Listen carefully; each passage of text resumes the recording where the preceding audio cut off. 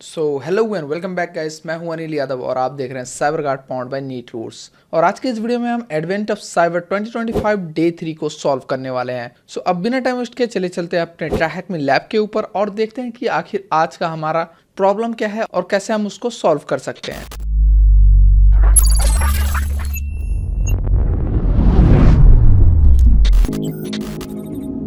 So guys, basically इस lab का नाम है स्प्लंक बेसिक्स डिड्यूस साइम। तो यहाँ पर अगर हम इसकी स्टोरी पढ़े तो इसमें क्या लिखा हुआ है कि वेयरविले में क्रिसमस आ चुका है और जो टीबीएफसी कंपनी है वो प्रिपरेशन में लगी हुई है क्रिसमस की, और सभी चीजें अच्छे से चल रही थी। बट सडनली यहाँ पर जो एसओसी डैशबोर्ड है वो पूरा रेड हो जाता है और यहाँ पर एक रैंसम मैसेज पॉपअप होता है। और ये जो मैसेज है वो किंग मलहर ने शेयर किया है, जो कि एक जेलस किंग है हॉप्सेक आइलैंड का, जिसका मानना ये है कि ईस्टर को लोग भूल रहे हैं और क्रिसमस पे ज्यादा ध्यान दे रहे हैं। इसलिए उसने क्या प्लान किया है कि जो बैंडिट बनीज हैं उनका हेल्प लेके द टीबीएफसी कंपनी जो ये क्रिसमस प्लान कर रही है उन पर अटैक करे और यहाँ पर जो क्रिसमस है उसको चेंज करके ईस्टमस कर दे। यहाँ पर मेनली इनके डेटा को चुरा करके और फिर इसमें रैंसमवेयर इंजेक्ट करना इनका प्लान है। यहाँ पर हमारे जो लर्निंग ऑब्जेक्टिव्स है वो हम देख लेते हैं। हम यहाँ पर स्प्लंक का यूज करने वाले हैं जिससे कि हम देख सकेंगे कि आखिर हमारे सिस्टम के अंदर कौन कौन आए हुए हैं और यहाँ पर क्या क्या एक्टिविटीज हुई हैं। हमारे सिस्टम के अंदर कोई मालिशियस एक्टिविटी हुई है या फिर नहीं, और अगर हुई है तो कौन ये कर रहा है, किस आईपी से कर रहा है, वो सारी चीजें हम यहाँ पर देखने वाले हैं। और यहाँ पर हम फील्ड एक्सट्रैक्शन भी देखने वाले हैं, क्रिएट करने वाले हैं और अप्लाई करने वाले हैं। एंड देन हम सर्च प्रोसेसिंग लैंग्वेज का यूज करके स्प्लंक के अंदर सारी डिटेल्स निकालने वाले हैं जो मैंने अभी जस्ट आपको बताया है। और फिर क्या है कि हम इन्वेस्टिगेशन भी करेंगे, यहाँ पर सभी कीज का यूज करेंगे और अपने टारगेट को फाइंड करेंगे, या फिर मान सकते हैं जो बैंडिट्स बनी है जिनका यूज करके किंग मलहर ने इस पर अटैक कर रखा है उनको हम यहाँ पर फाइंड करने वाले हैं। तो यहाँ पर हमारे पास क्या क्या चीजें मिलने वाली हैं इस लैब के अंदर। सबसे पहले देखते हैं कि हमारे पास कोई डायरेक्ट लिंक है या फिर नहीं। तो अटैक बॉक्स आज हम ओपन नहीं करेंगे, आज हम ओपन करेंगे अपने वर्चुअल मशीन को। एंड देन स्प्लिट स्क्रीन आज हमारे पास अवेलेबल नहीं है, हमारे पास एक लिंक है जिसका यूज करके हम सारी चीजें करने वाले हैं। एंड देन हमारे पास क्रेडेंशियल कोई ऐसा है जो आरडीपी बीएनसी या एसएसएच पे हम अपने लोकल सिस्टम पे रन कर सके, तो ऐसा कुछ नहीं है। हम बेसिकली क्या करेंगे, अपने वर्चुअल मशीन को ओपन करेंगे एंड देन हम क्या करेंगे, हमारे पास एक लिंक होगा उसका यूज करके हम सारी चीजें परफॉर्म करेंगे। हम क्या करते हैं, सबसे पहले अपने मशीन को स्टार्ट करते हैं। पहले तो आपको ज्वाइन कर लेना है इस रूम को, मैं कर देता हूँ इसको चेक। एंड देन यहाँ पर हमारे पास एक लिंक आ जाता है, आप देख सकते हैं स्क्रीन पर। आपको सिंपली इस पर क्लिक कर देना है और फिर ये क्या करेगा, आपको स्प्लंक पर रेंडर कर देगा, जो कि बेसिकली एक टूल है जिससे हम एनालिसिस करते हैं कि हमारे वेबसाइट के अंदर क्या क्या चीजें हो रही हैं, क्या ऐसी कोई मालिशियस चीजें हो रही हैं या कोई ट्रैफिक आ रही है या कुछ आ रही है। तो वही चीज इस लैब के अंदर हम कंप्लीटली देखने वाले हैं। हम यहाँ पर एसक्यूएल इंजेक्शन के बारे में भी देखेंगे, हम यहाँ पर रिमोट कोड एग्जीक्यूशन के बारे में भी जानेंगे, जो कि एक हाई लेवल वल्नरेबिलिटी है। इसके बारे में अगर आपको पता चल जाता है, अगर आप इसको सीख जाते हैं तो यहाँ पर आप बहुत सारी चीजें और बहुत हाई लेवल के बाउंटीज भी कमा सकते हैं। तो मैं क्या करता हूँ, अभी जैसे आप लोगों को पता ही होगा, जब हम मशीन को स्टार्ट करते हैं तो ये थोड़ा टाइम लेता है उसको कंप्लीटली स्टार्ट करने में। शायद मेरा अभी ये कंप्लीटली स्टार्ट नहीं हुआ था, तो अभी जस्ट ये हुआ है। ओके, यहाँ पर आप देख सकते हैं मुझे आईपी मिल चुका है, तो ये स्टार्ट हो चुका है। और अगर मैं अब इसको ओपन करूँ तो ये ओपन हो जाएगा। तो यहाँ पर आप देख सकते हैं स्प्लंक इंटरप्राइजेस आ चुका है। एंड अब हम क्या करेंगे, यहाँ पर अपना वॉक थ्रू देख लेते हैं। यहाँ पर क्या लिखा हुआ है कि हमारे पास एक पहले से प्री इंजेस्टेड एक इंसिडेंट मिला रहेगा जिसको हमें इंजेक्ट करने की जरूरत नहीं पड़ेगी। जब आप सर्च एंड रिपोर्टिंग पर क्लिक करेंगे तो वहां पर ऑलरेडी एक प्री इंजेक्टेड इंसिडेंट आपको मिला रहेगा जिसका आप यूज करके यहाँ पर सारी चीजें करने वाले हैं। और बेसिकली हम यहाँ पर एसपीएल लैंग्वेज का यूज करने वाले हैं, जिससे हम देखेंगे कि कौन कौन से यूजर्स हमारे वेबसाइट के अंदर आए हुए हैं, किस तरह से आए हुए हैं, उन्होंने काम कहाँ पर किया है, क्या वो फायरवॉल्स के थ्रू आए हैं, क्या वो वेब पेज के ऊपर अटैक कर रहे हैं, ये सारी चीजें हम देखने वाले हैं। हमारा स्प्लंक रेडी हो चुका है। तो अगर आप इस सर्च एंड रिपोर्टिंग पर क्लिक करेंगे तो यहाँ पर आपको प्री इंजेक्टेड इंसिडेंट मिल जाएगा। तो यहाँ पर हम क्या करेंगे, एसपीएल यूज करेंगे। बेसिकली मैंने आपको ऑलरेडी बता रखा है। हम यहाँ पर सिंपली इंडेक्स सर्च करते हैं एंड देन यहाँ पर हम मेन डाल देते हैं। तो यहाँ पर आप देख सकते हैं जैसे यहाँ पर लिखा हुआ है इंडेक्स मेन, तो जैसे कि आप यहाँ पर देख सकते हैं इंडेक्स मेन लिखा हुआ है, वही हमने भी यहाँ पर लिखा है इंडेक्स मेन। एंड देन यहाँ पर आपको क्या करना है, एक चीज ध्यान रखना है कि जो टाइमिंग है उसको आपको ऑल टाइम पे कर देना है। एंड देन आपको यहाँ पर सर्च करना है। आप जैसे ही सर्च करेंगे उसके बाद आप यहाँ पर देख सकते हैं आपको बहुत सारी चीजें मिल जाएंगी। अभी ये चीजें क्या है ये मैं आपको अच्छे से एक्सप्लेन करने वाला हूँ, जिससे आप इसको और अच्छे से समझ जाएंगे। और जब आप यहाँ पर सर्च करते हैं तो फिर आप क्या कर सकते हैं, ये सोर्स टाइप में क्लिक कर सकते हैं। तो यहाँ पर आपको देखने को मिलेगा कि आपके वेबसाइट पर कहाँ से ट्रैफिक आ रहा है, आपके फायरवॉल के थ्रू आ रहा है या फिर आपके वेब ट्रैफिक के ऊपर आ रहा है। ये सारी चीज़ें आप यहाँ पर देख सकते हैं। इसी तरह से आप यहाँ पर होस्ट को भी देख सकते हैं, सोर्स आपको यहाँ पर मिल जाएगा, फायरवॉल एक्सेस डॉट CSV मिल जाएगा। एंड देन यहाँ पर आपको और भी चीज़ें मिलेंगे लाइक क्लाइंट IP, कौन कौन से IP से आपके सिस्टम के ऊपर यहाँ पर रिक्वेस्ट आ रही हैं। एंड देन यहाँ पर आपको यूजर एजेंट भी मिल जाएंगे। यूजर एजेंट में आप देख सकते हैं कि आखिर किसके थ्रू आपके सिस्टम के ऊपर या फिर आपके वेबसाइट के अंदर लोग अपना काम कर रहे हैं। लाइक कोई होता है क्रोम यूज करता है, कोई होता है फायरफॉक्स यूज करता है, कोई सफारी यूज कर सकता है। सो ये यहाँ पर सारी डिटेल्स दिखाता है कि कौन से सिस्टम या फिर कौन सा ऑपरेटिंग सिस्टम या फिर कौन सा ब्राउज़र यूज किया गया है आपके वेबसाइट को एक्सेस करने के लिए। एंड अगर सेम चीज़ यहाँ पर हम ट्रैकमी के अंदर जाके देखें तो यहाँ पर आपको क्या देखने को मिलेगा, वेब ट्रैफिक जो मैंने आपको सोर्स टाइप में दिखाया था, ये बेसिकली क्या करता है कि आपके वेब सर्वर के अंदर जितने भी डेटा सोर्स इवेंट्स हुए हैं उनको शो करता है। उसी तरह से यहाँ पर फायरवॉल लॉक्स हैं जो क्या करता है कि आपके फायरवॉल के ऊपर जितने भी डेटा सोर्स इवेंट हो रहे हैं उनको शो करता है, जो कि यहाँ पर आपका लोकल IP असाइंड रहता है, जिसको आप मान सकते हैं अपना source IP address. And then अब हम क्या करेंगे, इसके डैशबोर्ड को समझेंगे कि आखिर यहाँ पर क्या चीज़ें हैं और ये कैसे काम करती हैं। सो सबसे पहले है हमारे पास सर्च क्वेरी जहाँ पर हमने इंडेक्स मेन लिखा था, ये रहा सर्च क्वेरी। ये क्या करता है कि आप यहाँ पर अपने हिसाब से क्वेरीज को ऐड कर सकते हैं और यहाँ पर उनसे डेटा को एक्सट्रैक्ट कर सकते हैं। एंड देन फिर आता है हमारे पास टाइम रेंज जो मैंने आपको ऑल टाइम बताया था, ये रहा टाइम रेंज। ये टाइम रेंज आप अपने हिसाब से ऐड कर सकते हैं, लेकिन इस सिस्टम के लिए हम यहाँ पर ऑल टाइम रखने वाले हैं। एंड देन हमारे पास आता है टाइमलाइन ये है जो इवेंट्स दिखा रहा है, इससे नीचे वाली चीज़ें जहां पर आप देख सकते हैं टोटल 18,744 इवेंट्स अभी तक यहां पर हुई हैं। सो ये टाइमलाइन हो गया। एंड देन फिर हमारे पास आता है सिलेक्टेड फील्ड्स के अंदर आपको क्या क्या मिलता है, आपको होस्ट मिलता है, सोर्स मिलता है। सोर्स के अंदर जैसे आपको firewall.json आ गया, access.csv आ गया। एंड देन सोर्स टाइप के अंदर आपको वेब ट्रैफिक और फायरवॉल लॉक्स आते हैं। सो हम क्या करेंगे, वेब ट्रैफिक पर क्लिक करेंगे तो यहाँ पर क्वेरी भी ये अपने आप इसने ऐड कर दिया है। इंडेक्स मेन हो गया, सोर्स टाइप वेब ट्रैफिक हो गया, तो ये सोर्स टाइप आ चुका है हमारा। सो अब हम दूसरे फील्ड्स को देख लेते हैं। और ये जो सिलेक्टेड फील्ड्स है ये बेसिकली मेटा डेटा को प्रेजेंट करते हैं। एंड फिर आता है हमारे पास इंटरेस्टिंग फील्ड में क्या होता है कि यहाँ पर आपको क्लाइंट IP मिलेगा और फिर ये जो हैज वाला है, हैज जो दिख रहा है, ये क्या करता है, स्प्लैंक खुद ही क्रिएट करता है। जैसे जैसे मान लो कि अगर आप अभी सर्च कर रहे हैं उस वेब ब्राउजर के अंदर, तो ये क्या करेगा, उसी के हिसाब से अभी के अभी उसको क्रिएट करेगा। ये यूजर के ऊपर डिपेंड करता है कि यूजर कब वहां पर काम कर रहा है, उसके हिसाब से स्प्लैंक यहाँ पर ये हैज वाली चीजों को क्रिएट करता है। जैसे डेट यहाँ पर EMD दिखेगा, मिनट दिखेगा, मंथ दिखेगा, सेकंड दिखेगा। और अगर हमें यहाँ पर ये सारी चीजें मिलती हैं, जैसे क्लाइंट IP हो गया, एंड देन फिर हमारे पास आ गया यूजर एजेंट आ गया, स्टेटस आ गया, स्प्लंक सर्वर आ गया, तो इससे हमें समझना क्या है कि हमारा जो स्कैनिंग चल रहा है वो अभी तक काम अच्छे से कर रहा है, हमें सभी डेटा यहाँ पर मिल रही हैं।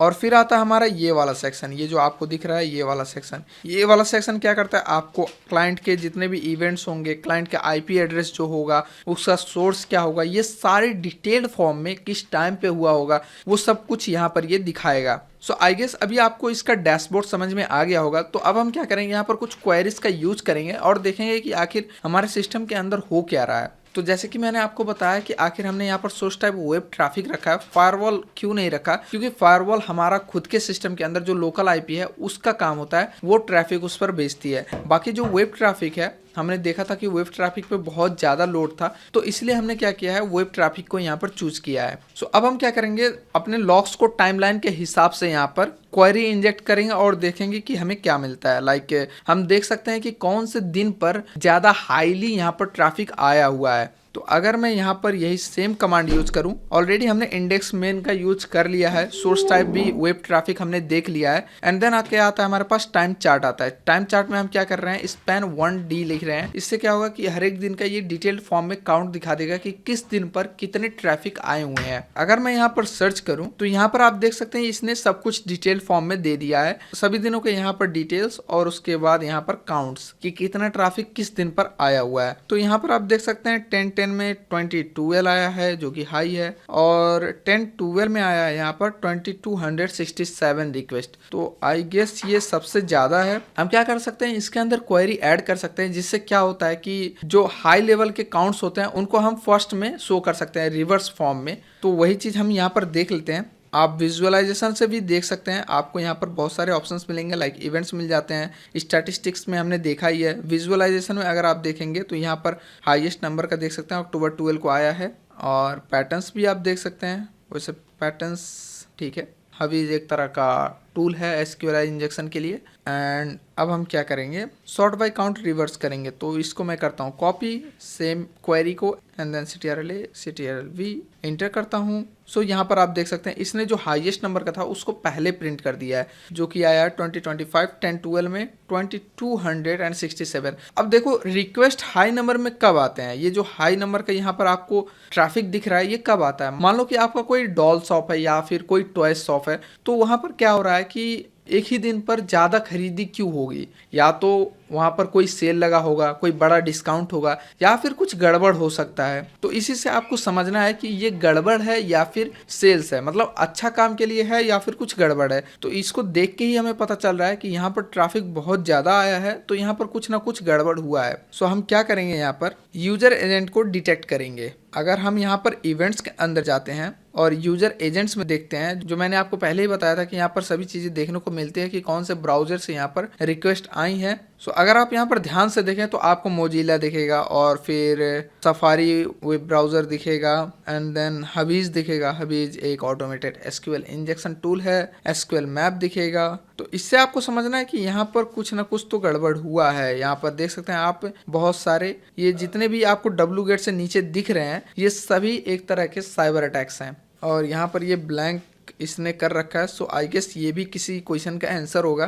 तो इसको अगर हम कॉपी कर लें 993, मैं नोटपैड ओपन कर लेता हूँ, यहाँ पर मैं कर देता हूँ पेस्ट 993, ये हो गया हमारा हबीज। एंड देन अब हम क्या करेंगे, क्लाइंट आईपी में देखेंगे कि कौन से आईपी से हमारे रिक्वेस्ट आए हुए हैं, कौन से आईपी से हमें यहाँ पर रिक्वेस्ट सेंड कर रहे हैं। सो यहीं पर अगर आप ऊपर जाएंगे तो आपको क्लाइंट आईपी दिखेगा। तो यहाँ पर आप देख सकते हैं इस आईपी से बहुत सारे रिक्वेस्ट आए हुए हैं। अबाउट 7876 रिक्वेस्ट सिर्फ एक आईपी से आए हैं, जो कि अबाउट 45% है। तो इससे हमें क्या करना है, इस पर और अच्छे से चीज़ों को देखना है। तो अपने वॉक थ्रू के हिसाब से चलते हैं हम पैथ में जाएंगे और देखेंगे कि यहाँ पर कौन कौन से जगहों पर इसने ट्राई कर रखा है।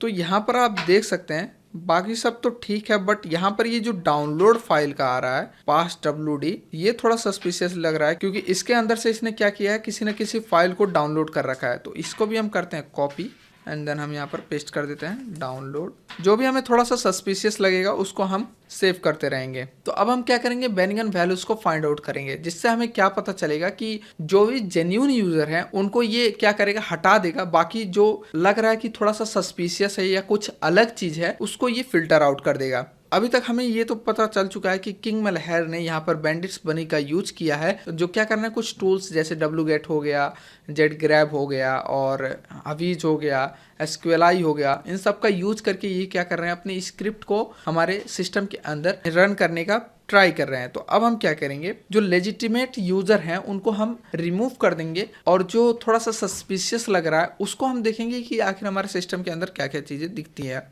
तो लेजिटिमेट क्या क्या हो सकते हैं, ये जैसे यूजर एजेंट मोजिला हो गया, क्रोम हो गया, सफारी हो गया, फायरफॉक्स हो गया, ये सब जेन्यून है। तो इनको हम यहाँ पर ऐड करते हैं, इंटर करते हैं और यहाँ पर हमारे पास क्लाइंट आईपी में सिर्फ एक आईपी आ रहा है। इस आईपी को मैं करता हूँ कॉपी, यही एक आईपी है जो सबसे डिफरेंट है, सस्पिशियस आईपी, पेस्ट कर देते हैं। सो अब हम क्या करेंगे, जैसे हमें पता चल चुका है कि हमारे पास एक सस्पिशियस आईपी है जो क्या कर रहा है, लेकिन रियल वर्ल्ड सिनेरियो में अलग होता है। हमारे सिस्टम के अंदर एक ही टाइम पर बहुत ज्यादा रिक्वेस्ट आते हैं बहुत सारे आईपी से। तो उन सबको हम अलग करने के लिए या फिर उन सबको हम अपने आगे एक अलग जगह पर प्रिंट कराने के लिए हम क्या करते हैं, इस क्वेरी का यूज करते हैं, जो क्या करेगा, जो जेन्यून यूजर एजेंट्स हैं जैसे मोजिला हो गया, क्रोम हो गया, सफारी हो गया, फायरफॉक्स हो गया, उनको हटा देगा। और जो क्लाइंट आईपी में हमारा जो यूनिक दिखेगा, जैसे हमारे में एक ही दिख रहा था लेकिन रियल वर्ल्ड में बहुत सारे आईपीस होते हैं। मान लो कि आपके सिस्टम के अंदर बहुत सारे लोग अटैक कर रहे हैं, बहुत सारे अटैकर्स अटैक कर रहे हैं, उस टाइम पे हम क्या करेंगे,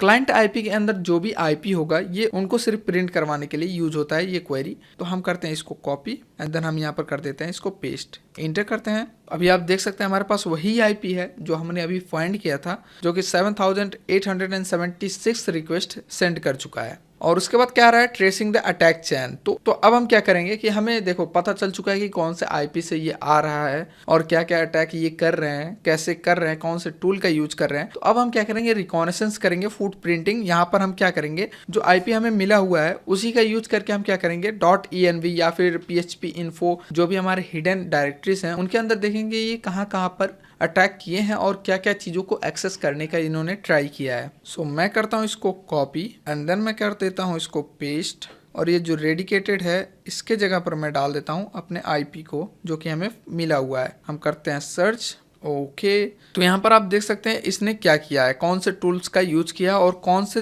पाथ में इसने कौन से डायरेक्टरी के अंदर किया है और इसका स्टेटस क्या है। 403 का मतलब क्या होता है, 404 का मतलब क्या होता है। अगर यहाँ पर कहीं पर 200 होता तो उससे हमें समझ में आ जाता कि ये लॉगिन सक्सेसफुल हो चुका है। यहाँ पर बेसिकली इन्होंने क्या किया है, कर्ल, गो और उसके बाद जेट ग्रैब, wget, ये सब जो बेसिक लेवल के टूल्स होते हैं उनका यूज किया है हमारे सिस्टम के अंदर रिकॉनेसेंस या फिर स्कैनिंग करने के लिए या डेटा को ग्रैब करने के लिए। तो इससे हमें ये चीज़ें सभी मिल चुके हैं। एंड देन अब हम क्या करेंगे, हमें स्टेटस कोड भी मिला था जो मैंने ऑलरेडी आपको बता रखा है, 404, 403, 401। यहाँ पर अब हम क्या करेंगे, वल्नरेबिलिटी टेस्टिंग करेंगे इस जगह पर। तो हम क्या करेंगे, इसको करेंगे कॉपी या फिर हम एंड से कर सकते हैं सिंपली। इसको मैंने कर दिया पेस्ट एंड देन मैं करता हूँ इंटर। तो यहाँ पर आप देख सकते हैं इसने सब कुछ हमें दिखा दिया, लाइक सोर्स टाइप दिखा दिया है और कौन सा सोर्स में है, access.csv में है, होस्ट क्या है, ये सब चीजें ये यहाँ पर शो कर रहा है, etc पासवर्ड जो, और यहाँ पर ये 200 दिखा रहा है, मतलब लॉगिन सक्सेसफुल हो चुका है। इन चीज़ों से आपको ये सारी चीज़ें समझ में आना चाहिए। और टूल का यूज हुआ है wget, यहाँ पर कर्ल यूज किया है इन्होंने। और हमें यहाँ पर कुछ ये डॉट चीजें दिख रही हैं, तो हम क्या करेंगे, इनको स्किप करने का ट्राई करेंगे कि हमें इसके अलावा सिर्फ जो जेन्युइन चीजें हैं वही दिखाई दे। तो इसके लिए हम क्या करेंगे, सिंपली न्यू कमांड को यूज करेंगे जिसके अंदर हम क्या करेंगे, इन पैथ्स को ये रिमूव कर देंगे। जो फॉरवर्ड स्लैश है, बैकवर्ड स्लैश, जो फॉरवर्ड और बैकवर्ड स्लैश है इनको हम हटा देंगे। मैं करता हूँ इसको Ctrl+C कॉपी एंड देन मैं कर देता हूँ यहाँ पर पेस्ट। मैं करता हूँ इंटर इसको। सो यहाँ पर आप देख सकते हैं हमें दो चीज़ें मिलते हैं, एक evil.site और फिर हमें मिलता है pass.wd, इसके अंदर 658 था जो हमने ऑलरेडी शायद कॉपी कर रखा है। 658 ठीक है। तो इससे हमें क्या समझना चाहिए कि हमें यहाँ पर दो वल्नरेबिलिटी मिली हुई है, क्योंकि अभी हम वल्नरेबिलिटी टेस्टिंग कर रहे थे। और गाइस जब हमने स्टार्टिंग में इसके वेब पेज को देखा था, वहाँ पर जब हम पाथ को देख रहे थे या फिर मान सकते हैं इवेंट्स के अंदर जब हम यहाँ पर यूज़र एजेंट को देख रहे थे स्टार्टिंग में ही पाथ, तो यहाँ पर कहीं ना कहीं हमें दिखा था SQL और उसके बाद हमने देखा था हवीज, जो कि एक ऑटोमेटेड टूल्स हैं जो बेसिकली SQL इंजेक्शन इंजेक्ट करने के लिए यूज किए जाते हैं। तो हम क्या करेंगे, उन्हीं चीज़ों को अब हम यहाँ पर फाइंड आउट करेंगे या फिर मान सकते हैं बाहर निकालने वाले हैं। सो मैं करता हूँ इसको कॉपी और देखते हैं कि आखिर कौन से जगहों पर इन्होंने हवीज और SQLi टूल का यूज किया है। मैं करता हूँ इसको पेस्ट, इंटर करता हूँ। तो यहाँ पर आप देख सकते हैं इन्होंने कौन कौन से यहाँ पर क्वेरीज यूज किए हैं, कौन कौन से SQL इंजेक्शन यूज किए हैं और उनका आउटपुट क्या मिला हुआ है। आप यहाँ पर देख सकते हैं स्लीप बेस्ड इन्होंने SQLi इंजेक्शन यूज किया है जिसमें इनको 200 स्टेटस कोड मिला है, जिसका मतलब क्या है कि इनको सक्सेसफुल लॉगिन मिल चुका है, ये हमारे सिस्टम के अंदर आ चुके हैं। जो बैंडिट बनिस्ट हैं उन्होंने क्या किया, TVFC के SOC के अंदर अपना जो छाप है वो छोड़ दिया है, इसमें लॉगिन इन्होंने कर लिया है। यहाँ पर आप देख सकते हैं इन्होंने यहाँ पर सिंपल SQLi इंजेक्शन का यूज करके भी लॉगिन सक्सेसफुल करवा लिया है। सो अब हम क्या करेंगे, यहाँ पर एक्सफिल्ट्रेशन करेंगे। तो इससे क्या पता चलेगा कि आखिर कौन से ऐसे सेंसिटिव डेटा हैं जिनको इन्होंने चुरा रखा है। तो इस चीज को समझने के लिए आपको ये चीज समझना जरूरी है कि आखिर ये डेटा चुरा क्यों रहे हैं। तो ये पूरा लैब ही रैंसमवेयर के ऊपर बेस्ड है। रैंसमवेयर में क्या होता है कि पहले आपके सिस्टम के अंदर घुसा जाता है, उसके बाद वहां से डेटा को सेव किया जाता है और फिर जो डेटा वहां पर रहता है उसको क्या किया जाता है, इनक्रिप्ट कर दिया जाता है और फिर आपसे रैंसम मांगा जाता है कि आप हमें पैसे दो, फिर हम उस डेटा को रिलीज करेंगे या उस डेटा को आपको भेजेंगे। तो इसीलिए अब हम यहाँ पर देखने वाले कि कौन से ऐसे सेंसिटिव डेटा हैं जो इन्होंने चुरा लिए हैं। तो इसके लिए हमारे पास क्वेरी ऑलरेडी यहाँ पर गिवन है। हम करते हैं इसको कॉपी एंड देन हम कर देते हैं यहाँ पर इसको पेस्ट। तो यहाँ पर आप देख सकते हैं इन्होंने लॉग्स का एक जिप फाइल है जो कि इन्होंने बहुत ही नॉर्मल टूल्स जेटग्रैब, wget, कर्ल, इन सभी नॉर्मल से टूल का यूज करके इन्होंने एक्सेस निकालने के बाद सब कुछ अपने अंदर डाउनलोड कर लिया है। तो अब हम देखने वाले हैं यहाँ पर रैंसमवेयर स्टेजिंग और RCE, मतलब रिमोट कमांड एग्जीक्यूशन, जो बहुत ही हाई लेवल वल्नरेबिलिटी है। सो यहाँ पर अब हम क्या करेंगे, मतलब इस क्वेरी को यहाँ पर कॉपी करेंगे एंड देन हम कर देंगे यहाँ पर पेस्ट। पेस्ट करते हैं, एंटर करते हैं। ओके, तो रिमोट कमांड एग्जीक्यूशन में क्या होता है कि एक कोई सेल स्क्रिप्ट होता है जो ये आपके ब्राउज़र के अंदर या फिर वेब सर्वर के अंदर इंजेक्ट करेंगे और वहाँ से ये नॉर्मली जैसे कमांड लाइन में कमांड यूज किए जाते हैं वैसे ही यहाँ पर ये कमांड रन कर सकते हैं। जैसे आप यहाँ पर सिंपली देख सकते हैं cell.php बोल करके एक स्क्रिप्ट है जिसके अंदर ये cmd ओपन करके whoami कमांड को रन करवा रहे हैं। एंड फिर यहाँ पर bunnylog.bin है, bunnylog.bin यही वो रैंसमवेयर है जो यहाँ पर इन्होंने इंजेक्ट किया है इनक्रिप्शन के लिए। तो इसको इन्होंने यहाँ पर रन करवाया है, देख सकते हैं आप cell.php, और यहाँ पर इसको इन्होंने परमिशन दे रखा है bunnylog.bin को chmod कमांड का यूज करके, और इसको ./bunnylog.bin का यूज करके इन्होंने रन करवा दिया है। तो इससे हमें क्या समझना है कि जो बैंडिट बनिस्ट हैं उन्होंने क्या किया है कि जो TBFC कंपनी है उसके अंदर इन्होंने अपने रैंसमवेयर को इंजेक्ट कर दिया और रन भी कर दिया है डेटा चुराने के बाद। और अब हम देखने वाले हैं correlate outbound C2 communication control and command. तो इसमें क्या होता है कि एक तरह से आपके सर्वर से कम्युनिकेशन बिल्ड किया जाता है और अपने डिवाइस से कनेक्ट करके डेटा को यहाँ से वहाँ ट्रांसफ़र कर सकते हैं या फिर उनके साथ कम्युनिकेशन बिल्ड कर सकते हैं। तो वही चीज़ों को अब हम यहाँ पर देखने वाले हैं कि आखिर इन्होंने हमारे लोकल आईपी को कंप्रोमाइज़ किया है कि नहीं, हमारे फायरवॉल्स के अंदर ये घुसे है कि नहीं। तो उसी चीज़ को हम करने के लिए क्या करेंगे, सिंपली इस क्वेरी को हम करेंगे कॉपी, एंड यहाँ पर ये हमारा सोर्स आईपी है जो कि लोकल आईपी है जहाँ पर फायरवॉल होस्टेड है, और ये जो रिडेक्टेड है यहाँ पर हम सस्पिशियस आईपी को डालेंगे। हमने सस्पिशियस आईपी डाल दिया है एंड देन अब हम यहाँ पर करेंगे सर्च। सो यहाँ पर हमने थोड़ा सा मिस्टेक किया था, फिर से करते हैं सर्च। ओके, सो यहाँ पर आप देख सकते हैं इसने प्रोटोकॉल कौन सा यूज किया है, TCP यूज किया है, और इसका डेस्टिनेशन आईपी क्या है, पोर्ट क्या है, और यहाँ पर इनका जो मैंने बताया है कि कनेक्शन बिल्टअप का वो सक्सेस हुआ है या नहीं। तो यहाँ पर आप देख सकते हैं सभी में इन्होंने C2 कॉन्टैक्ट क्रिएट कर लिया है, मतलब जितनी बार इन्होंने ट्राई किया है उतनी बार इन्होंने C2 कनेक्शन बिल्ड कर लिया है। सो इससे हमें समझ जाना चाहिए कि इन्होंने हमारे फायरवॉल को भी ब्रीच कर दिया है। और अब हम क्या करेंगे, यहाँ पर डेटा एक्सफिल्टर्ड कितना हुआ है उसको चेक करेंगे, जिसके लिए हम क्या करेंगे, सिंपली चेक करेंगे कि हमारे फायरवॉल लॉग्स के अंदर सोर्स टाइप, पहले तो हम वेब सर्वर का देख रहे थे बट हम फायरवॉल पे अभी इसलिए देख रहे हैं क्योंकि इन्होंने हमारे पूरे सिस्टम के अंदर अपना रैंसमवेयर रन कर दिया है। और जब हमने चेक किया कि आखिर इन्होंने फायरवॉल को ब्रीच किया है कि नहीं, तो हमें क्या मिला, ये सारी चीज़ें मिली हैं। सो अब हम क्या करेंगे, देखेंगे कि फायरवॉल के अंदर से इन्होंने क्या क्या डेटा एक्सफिल्टर्ड किए हैं, या फिर उस आईपी से हमारे जो डेस्टिनेशन आईपी है वहाँ से कौन कौन से चीज़ें या फिर कौन कौन से फाइल्स को इन्होंने अपने पास ले जाया है। सो देख सकते हैं यहाँ पर, यहाँ पर आप देख सकते हैं कि यहाँ पर ह्यूज नंबर का जो डेटा है उन्होंने चुरा लिया है हमारे सर्वर से, हमारे फायरवॉल को ब्रीच करके। यहाँ पर टोटल नंबर कितना है, 126167। इसको मैं करूँगा कॉपी एंड मैं यहाँ पर सिंपली कर दूंगा पेस्ट। ओके, तो लैब खत्म हो गया लगभग। सो गाइस, इन कंक्लूजन जो लैब है इसके अंदर हमने क्या क्या किया वो अभी हम देख लेते हैं। सो यहाँ पर क्या है कि सबसे पहले आइडेंटिटी फाउंड हुआ। सो यहाँ पर सबसे पहले हमने क्या देखा कि कितने वॉल्यूम का हमें लॉस हुआ है या फिर कितने बाइट्स का डेटा इन्होंने चोरी किया है वो हमें मिला, जो यहाँ पर अभी ब्लैंक दिख रहा है, हमने जस्ट यहाँ पर अभी निकाला था। और उसके बाद फिर क्या है, इंट्रूजन वेक्टर, जो कि हमें क्या दिखा रहा था, जो हमने पूरा डायग्राम देखा था कि कैसे ट्रैफिक आ रहा था हमारे वेब सर्वर के अंदर।